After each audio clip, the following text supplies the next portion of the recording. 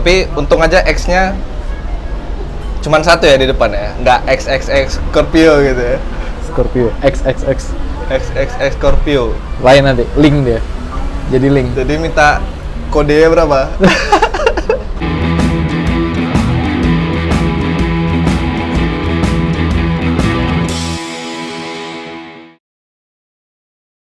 Ngulik, ngobrolin musik sama Eda Disira. Udah on nih. On. Udah ada My Old Man Old Man. Scorpio. Mau dipanggil sekarang, mau dipanggil Scorpio Terserah lah. atau mau dipanggil Bio? Terserah. Hah? Terserah aja. Scorpio ya, biar melekat ya. Iya. Jadi Scorpio ini mungkin kayaknya bakalan, kan baru siap on air kan, bakalan jadi pertanyaan yang sering kali ditanya kalau misalkan lagi interview di mana-mana gitu. Kenapa Scorpio?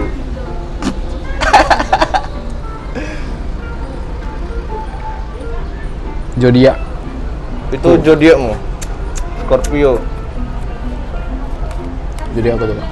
Huruf depannya X sebagai aksen doang. Ya, gimmick. Tapi karena waktu itu jadi ini, Bang. Justru sebenarnya awalnya projectnya jadi dulu baru namanya belakangan. Sebetulnya. Baru nyari-nyari. Scorpio zodiak. X itu karena suka Xavi Hernandez aja. Suka Xavi Hernandez. Ya. Tapi kok jawabannya familiar ya? Kenapa? Barusan gue dengar tadi di quiz.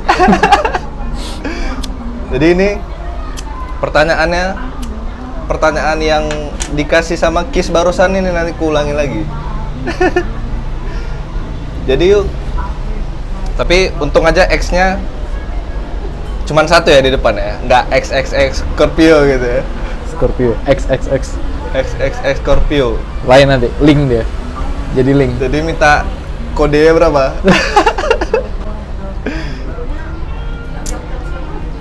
Baru kemarin si Scorpio ini ngeluarin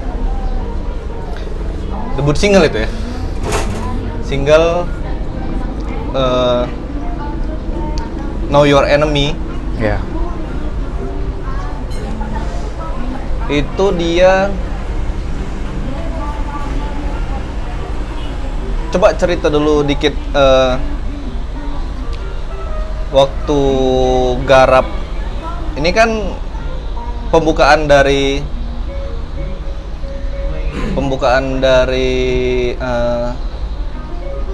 album. Pembukaan mau buka jalur nih, Yeah. mau endingnya nanti bakalan launching album gitu Yeah. kan. Coba ceritain dikit, kenapa ini, apakah ini memang di plan sedemikian rupa atau nggak sengaja kepikiran kayaknya bikin album seru juga gitu. Memang di plan nih, Bang. Jadi dari awal memang niatnya mau buat project itu langsung album aja, tahun depan album 10 lagu udah. Berarti memang di Album. plan dari A sampai Z Di plan. gitu ya. Tapi di plan itu kan orang kan banyak yang kayak gara-gara pandemi kan, orang banyak karena nggak ada kegiatan kemana-mana, di rumah aja gitu, makanya orang kepikiran mau buat album, atau yang biasanya nggak tahu ngapain bisa tiba-tiba jadi bercocok tanam kan, banyak kan. Iya. Bukan karena itu atau memang udah direncanain duluan? Iya, pandemi bulan 3. Ini niatnya dan mulai buat record nulis-nulisnya itu di bulan 2. Mungkin berapa hari sebelum pandemi, Mas? Berapa hari sebelum berita corona masuk ke Indonesia. Tipis sekali memang bedanya. Tapi dengan adanya itu memperbanyak waktu untuk ngerjain album kan? Iya, makin harus nggak ada alasan lagi untuk nggak nyelesain. Jadi balik lagi ke Know Your Enemy tadi. Tadi aku dengar di Kiss Know Your Enemy ini lagu terakhir dari apa judul albumnya? Get on This. Get On This. Know Your Enemy ini track terakhir. Track yang salah satu track, bukan track yang pertama pokoknya. Ini salah satu beberapa lagu terakhir loh. Karena aku juga nggak berurut ngerjainnya bang. Jadi kayak lagi kepikir, misalnya ini aku nanam dulu nih benihnya. Oh ini idenya udah ada, ku record demonya kan. Baru nanti berapa hari lanjut lagi yang ini. Tapi ini memang salah satu lagu-lagu yang terakhir lah yang ditulis dari 10 lagu itu. Cuman bukan yang terakhir kali juga kayaknya. Kayaknya yang terakhir kali itu justru track 1 malah. Track 1 yang terakhir kali dikerjain? Iya. Yang terakhir kali dikerjain atau yang terakhir kali kelar? dikerjain Terakhir dan kali dikerjain. selesai. Berarti dalam ngerjain album Get On This ini itu depend on moodmu atau ya udah let it flow aja gitu.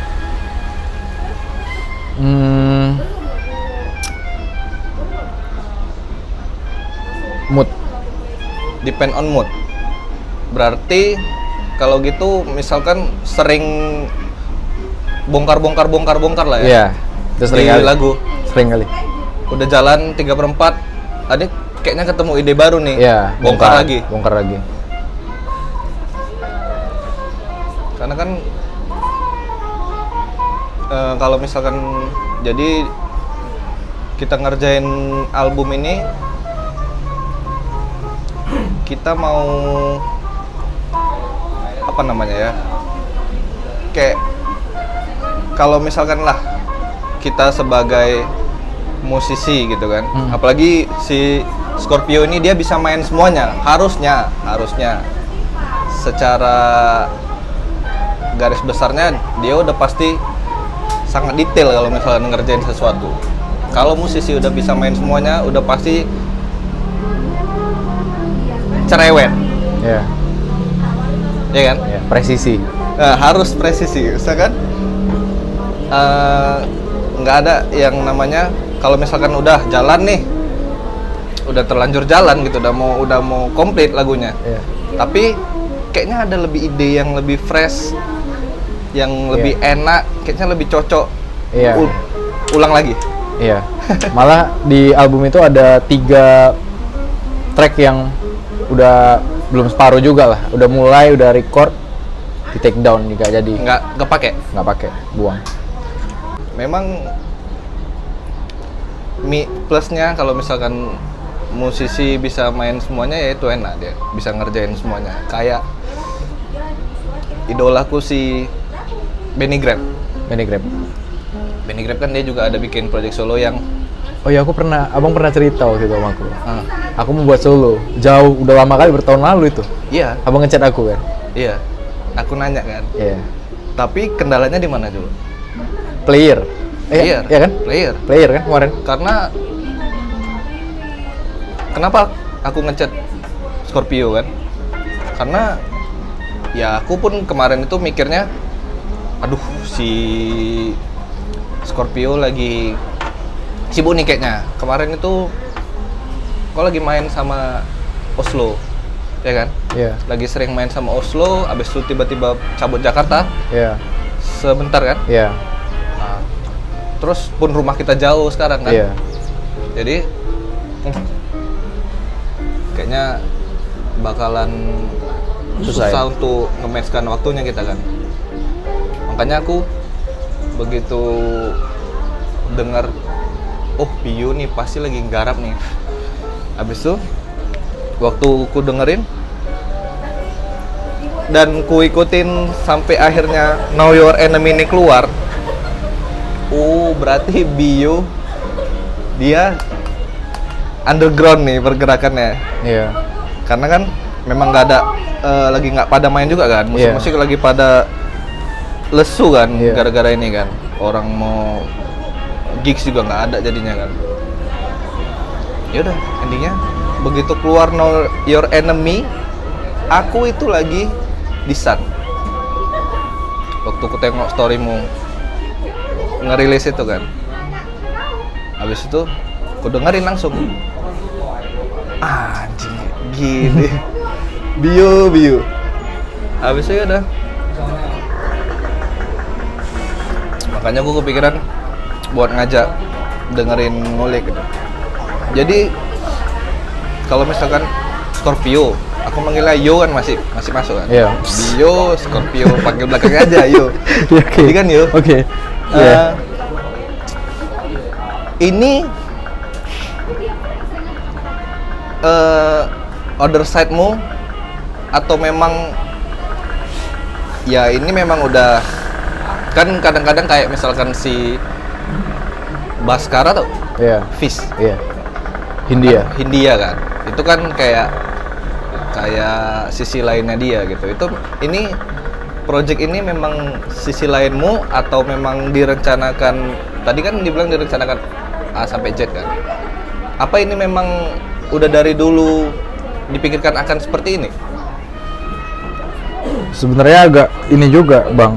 Tricky juga. Tricky. Terus ada drama-dramanya juga. Jadi jadinya itu nggak betul-betul diniatin, tapi banyak apalah faktor-faktornya.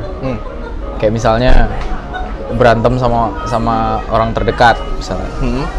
Jadi awalnya gini, awal idenya itu sebenarnya ke-trigger waktu aku pindah ke Jakarta itu. Berapa lama di situ. kemarin di Jakarta? Aku 3 bulan dari Februari sampai dari Februari sampai April awal apa ya? Atau Maret akhir. 2 bulan nggak sampai 3 bulan? 2020 kemarin. Iya.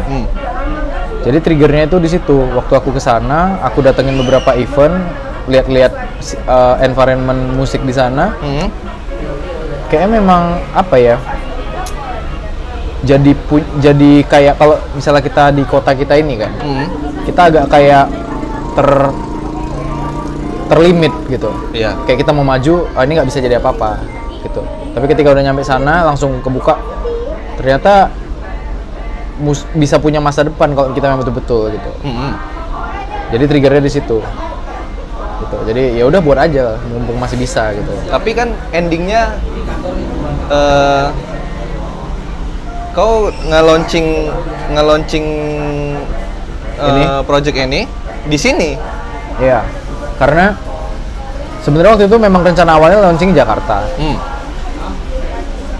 Pertimbangannya gini, nggak terlalu banyak perbedaan karena satu, aku tetap independen dulu. Karena aku mau nyiapin 10 lagu ini, aku nggak mau ada yang ditolak label. Aku mau nih konsep udah 10 lagu udah pakem nih. Dari lagu satu sampai lagu ini betul-betul ada, betul-betul nggak bisa dipisahkan lah nantinya gitu. Jadi kalau misalnya mau label kan ada kemungkinan lagu itu ditolak. Nah itu aku lagi nggak mau. Jadi memang aku mau independen dulu, sehingga aku mikirnya, kurasa di Medan dan di Jakarta nggak terlalu jauh berbeda. Kalau rilis yang penting kita rajin ngeblasting untuk ke nasional aja langsung gitu. Yang membedakan harusnya kan cuman manggungnya nih. Manggungnya sama mungkin radio-radio apa media sini sementara gitu kan. Yang membedakan cuman itu aja. Jadi ditambah pandemi ada, menurut aku itu nggak terlalu pengaruh karena manggung juga nggak akan ada gitu. Iya. Jadi mendingan ya udah nggak apa-apa rilis di Medan aja gitu sih sebetulnya. Tapi tetap berusaha ranah nasional juga sih, Bang. Jadi kalau misalkan kita apa namanya Side project. Kita kayak misalkan orang bikin side project gitu kan, dia biasanya itu kan pelampiasan dari egonya dia gitu. Kayak misalkan dia dalam suatu band dan dia mau ngelampiasin egonya dia sendiri itu di side projectnya gitu. Dia mau yang nyetir di side projectnya gitu kan. Berarti ini wadah untuk penyaluran egomu atau misalkan ini memang ada diplankan untuk dikomersilkan? Memang plan untuk dikomersilkan berdasarkan egoku. Nah itu cuma itu. Jadi maksudnya mau sambil sekalian jalan, berarti kan? Iya, aku memang mau komersil nih. Berarti effortnya harus lebih lah, banyak pertimbangan lah untuk misalkan ini kira-kira terlalu ekstrim nggak gitu ya? Terlalu complicated untuk diterima orang nggak gitu? Iya itu aku pertimbangan itu.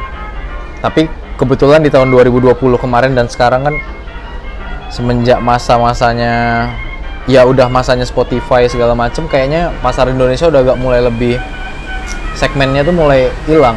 Maksud aku semua bisa jadi gitu.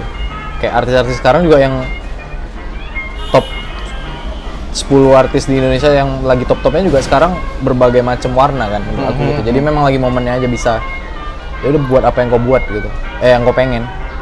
Karena itu tadi ya, apa namanya, di platform digital itu semuanya lebih luas gitu, lebih general karena memang pas sih momennya menurut aku. Karena kalau dirilis pun pening-pening bikin showcase apa segala macam, lagi kayak gini tuh memang ya no choice kan. Dan orang pun lagi rame di digitalan ya kan? Jadi kayak menurut aku, pandanganku kemarin itu dan diskusi juga, kayaknya 2020 kemarin sama tahun ini tuh lagi eranya balik ke 90s yang memang dia diverse gitu, banyak kali macam. Tiba-tiba ada Nirvana, di situ ada NSYNC juga, di situ ada Westlife yang betul-betul beda-beda warna gitu. Sama kayak sekarang nih tiba-tiba yang nomor 1 Hindia misalnya, yang apa ya, top chartnya gitu kan. Pamungkas tiba-tiba lagu bahasa Inggris yang dulu waktu tahun 2010 kita nggak mikir bakal kayak gitu. Jadi itu dasarnya bang. Jadi Know Your Enemy ini jadi lagu pembuka karena menurutmu dia bagus untuk ngedobrak gitu. Ini lagu di antara 10 track album nanti. Apakah ini jagoanmu lagunya? Sebenarnya enggak, tapi kayak apa ya? Aku pengen di awal tuh aku terlihat warnaku tuh kayak gini, gitu. Lebih ke situ sih. Tapi kalau lagu-lagu aku masih ada beberapa lagu yang aku sebenarnya lebih yakin, oh ini lebih enak sih kayak di kuping orang gitu. Tapi kayaknya ini tapi memang secara komposisi ini lebih gampang lah, lebih nggak terlalu. Ini komposisi standar lah, verse, ref, balik verse, ref lagi. Bridge, ref akhir dah gitu. Tapi aku lebih ke warnanya sih bang. Aku pengen ngeliat warna Scorpio itu kayak gini musiknya gitu di awal, identitasnya lah, inisialnya. Jadi kayak apa ya analoginya, kalau misalkan ngasih tahu intronya dulu lah nih, gitu. Ini benang merahku seperti ini. Tapi di album nanti itu bakalan 11-12 atau roller coaster nuansanya? Lumayan roller coaster. Tapi aku bilang juga tadi di media-media, aku bilang aku tetap yakin benang merahnya terasa. Aku tetap yakin walaupun musiknya beda-beda. Dari segi musik atau komposisi lagunya? Atau dari dia hal yang nggak bisa dibilang menurut aku. Tapi ini tahu ini musiknya ini dia tuh kayak gini gitu. Jadi kau mau menciptakan trademarkmu nih di sini. Jadi mau ngelangkahkan kaki kanan dulu nih. Know Your Enemy. Tapi kau mau tau nggak satu hal yang langsung terlintas di kepalaku waktu pertama dengerin lagu? Apa tuh? WE. Winning Eleven. Kok gitu? Iya, nggak tahu entah kenapa begitu dengerin langsung kayak kan soundtrack WE kan. Sering kan lagu-lagu kayak gini kayak Tudor Cinema Club kan. Atau FIFA. Tapi yang lebih sering WE sih kayaknya. Jadi begitu kedua langsung bisa jadi soundtrack WE nih gitu.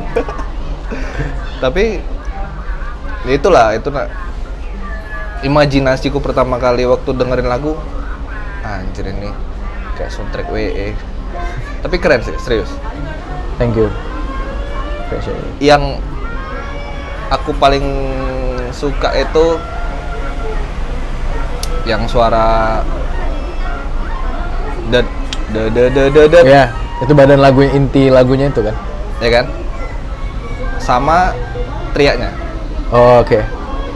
Karena aku pribadi kalau misalkan lagu kan, dengerin lagu aku termasuk orang yang agak suka sama sentuhan-sentuhan kecil yang Oke. bisa bikin kita tuh nungguin gitu. Kayak sebentar lagi nih bakalan di bagian det gitu. Aku merhatiin itu sih kalau misalkan dengerin ada lagu yang ku dengerin kayak ada hal-hal aneh atau spice apa yang dikasih sama komposernya, aku suka mikirin itu, suka merhatiin. Jadi terakhir yuk aku mau nanya, apa yang bikin Scorpio yang as I know aku tahu kok bisa ngelakuin apa aja, bisa bikin lagu ini harusnya lebih complicated, cuman kenapa seperti lagu yang ku dengar di Know Your Enemy, kenapa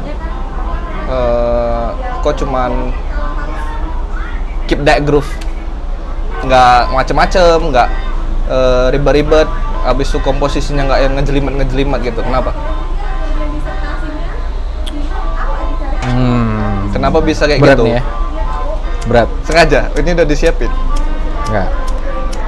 Jadi sebenarnya aku juga baru sadar bang di ya 2 tahun apa 3 tahun belakangan lah. Akhirnya kita itu memang musisi itu adalah soal apa yang kita dengar gitu.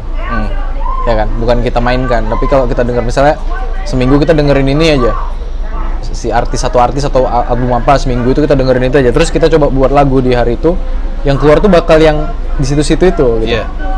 Jadi memang kebetulan 3 tahun belakangan aku mempelajari pop culture nih. Jadi memang aku ikutin, ya aku sharing-sharing juga sama teman-teman yang memang songwriter. Entah kenapa aku lagi jatuh cinta sama pop culture di waktu itu 3 tahun belakangan, dan memang luar biasa gitu bahwa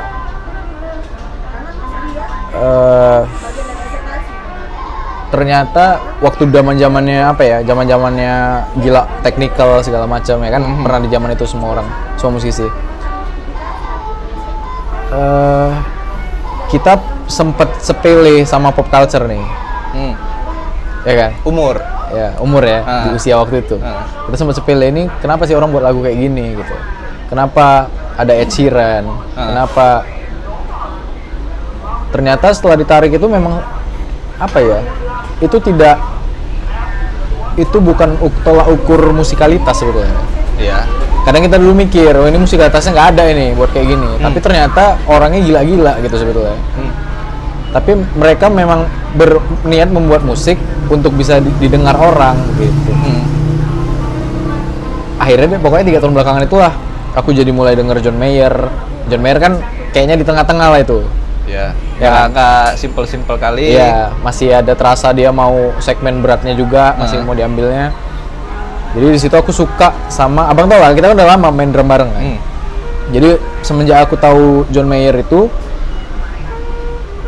baru aku ngefans sekali sama drummernya. Kalau abang notice mungkin berapa kali aku ngepost, aku ngefans sekali sama drummernya. Drummer si John Mayer. Dari hari itu aku berseiring berjalan dan bertumbuh itu aku bener-bener turnover lah drummingku gitu, karena kayaknya jati diri ya, masih pencarian jati diri juga sih waktu itu. Akhirnya dapatnya di situ, memang aku happy mainin something yang keep the groove gitu, happy aja, aku seneng aja gitu. Gitu aja dari awal sampai habis. Itu aja dari awal berarti sampai habis. kalau sekarang kok disuruh main drum, mainin drum 4 menit gitu aja. Bisa Senang. aku, senang aku. Senang aku. Karena kan kalau kita tahu tuh yang berarti kau setuju kalau misalkan dewasa dalam bermusik itu penting. Penting dan kayaknya alami lah itu. Iya, itu kayak mana ya? Umur berarti berperan juga lah ya di situ ya. Abang gimana? Ngerasa juga? Terasa. Iya kan? Karena aku jujur aja sekarang kalau misalkan aku nggak nge-shuffle playlistku, itu aku nggak pernah dengerin lagu-lagu keras-keras lagi. Karena kan dari 2015 awal aku main sama Suryakanta, Habis itu sampai ke 2018 lah kami main itu kan waktu itu. Di situ aku dengerin swing si Buddy Rich atau Benny Goodman. Itu di seputaran situ aja yang aku dengerin. Udah gitu kan udah mulai kayak, kalaupun nggak ngedengerin itu, aku cuman ngedengerin lagu yang memang mulai senang dengerin lagu yang kayak gitu, yang kayak Bruno Mars. Iya. Bruno Mars kan banyak juga lagunya yang di album 24K. Iya, itu Banyak yang nge-groove kan, Iya. si Eric Iya. Hernandez-nya kan. Iya. Nggak kayak dulu-dulunya iya, lagi kan. Iya. Dari situ aku, Dia lebih dia ngalas aja. Iya. Biar udah yang lain kan suka hati mau kemana-mana, aku biarkan kayak gini Iya. aja gitu. Dari situ sih, aku udah mulai, kok kayaknya main drum nge-groove ini lebih sebetulnya kalau misalkan kita suruh pun orang yang nggak biasa nge-groove, jadinya dia nge-groove, pasti tangannya itu kayak wah, tidak, jangan pukul. pasti dia aduh, anjing nih, kapan aku feel in nih gitu. Iya. Itu sih aku ngerasain sih, dari belajar dari Suryakanta aku ngerasain memang groove itu super important menurut aku. Setuju. Jadi makanya kemarin sempat pernah aku dimintain tolong ngisi band reggae. Ku esep karena aku nggak pernah main band reggae sebelumnya. Jadi aku mau menantang lirik loh. Abis itu vokalisnya kebetulan drummer. Jadi dia mau setiap bar pindah, kok fill in, kata dia. Aku bilang sama dia, aku memang main gini aja udah berapa tahun, gue bilang. Nggak apa-apa, aku nggak fill in, gue bilang. Perkusi kan ada, gue bilang. Ya udah, dia aja yang fill in, kalau nggak keyboard, gue bilang. Iya, iya. Aku tetap ngalas, biar yang ngisi perkusinya atau keyboard waktu pindah bar. Gitu. Iya. Tapi dia nggak mau. Ternyata aku mundur dari situ. Oh, oke. Karena dia minta aku fill in terus. Pokoknya setiap bar kok fill in.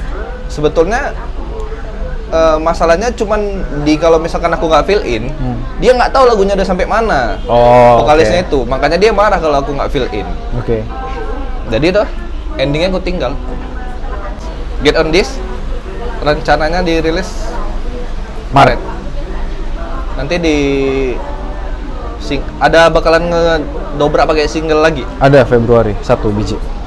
1. Habis itu stop, baru langsung keluarin albumnya. Ya. Itu nanti bakalan rilis digital doang. Album kayaknya fisik lah. Fisik juga. Iyalah, fisik lah. Pakai box set ya. Kita lihat nanti lah. Pengennya sih gitu, box set.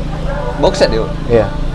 Biar kenang-kenangannya nanti, Iya. misalkan si Malika besar nanti kan. Nih, papa punya box set Om Scorpio nih. Iya. Simpen Kalau bisa ada nih. paintingnya yang kayak sekarang itu ya. Aku rasa penasaranku udah cukup terjawab loh yo. Jadi next time kita kalau misalkan ada yang mau dibahas lagi, kalau misalkan single kedua keluar, misalnya kita ngobrol lagi ya, talking lagi ya. Ya. Pleasure. Thank you lah udah meluangkan waktunya untuk di YouTube yang tak seberapa ini. Jadi thank you ya. Oke. See you next time ya. See you next time. Oke. Oke.